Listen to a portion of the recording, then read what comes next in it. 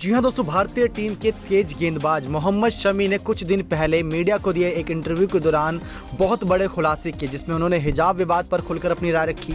और हाल ही में मोहम्मद शमी को फिर अपने बेबाक अंदाज में ट्रोलर्स की बोलती बंद करते नजर आए।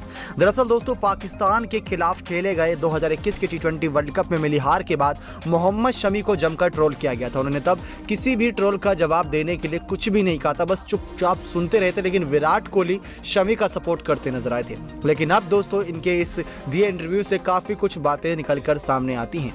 दरअसल दोस्तों, शमी ने यहाँ पर कुछ बात कहा कि शमी ने कहा कि मुझे पता है कि मैं किसका प्रतिनिधित्व करता हूं।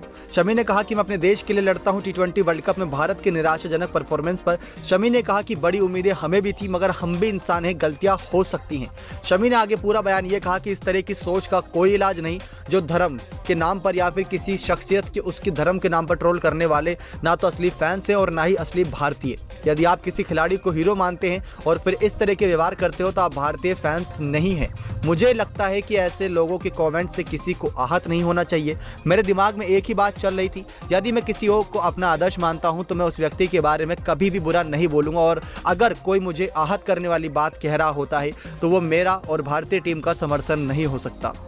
इसलिए मुझे कोई फर्क ही नहीं पड़ता कि वो क्या कह रहा है। बता दें कि जब शमी को ट्रोल किया जा रहा था तो विराट ने ट्रोलर्स को कड़ा जवाब दिया था। मोहम्मद शमी ने उन ट्रोलर्स की मानसिकता और उनके व्यवहार को लेकर अब पोल खोली है। उन्होंने कहा कि ये लोगों की मानसिकता है, ये उनके निचले स्तर की शिक्षा को दर्शाता है। उन्होंने कहा कि अनजान सोशल मीडिया प्रोफाइल वाले लोग या फिर कुछ फॉलोअर्स वाले किसी पर उंगली उठाते हैं तो उनके पास खोने के लिए कुछ नहीं होता, लेकिन अगर हम उनके एक रोल मॉडल, एक सेलिब्रिटी, इंडियन क्रिकेटर के रूप में प्रतिक्रिया देते हैं तो हम उन्हें अनुचित अहमियत दे देते हैं। हमें उनके साथ जुड़ने की जरूरत नहीं। हम जानते हैं कि हम क्या कर रहे हैं। हमें यह कहने की जरूरत नहीं कि भारत हमारे लिए क्या मायने रखता है, क्योंकि हम देश का प्रतिनिधित्व करते हैं, हम अपने देश के लिए लड़ते हैं। इसलिए हमें इस तरह के ट्रोलर्स को जवाब देकर या प्रतिक्रिया देकर कुछ भी साबित करने की कोई जरूरत नहीं।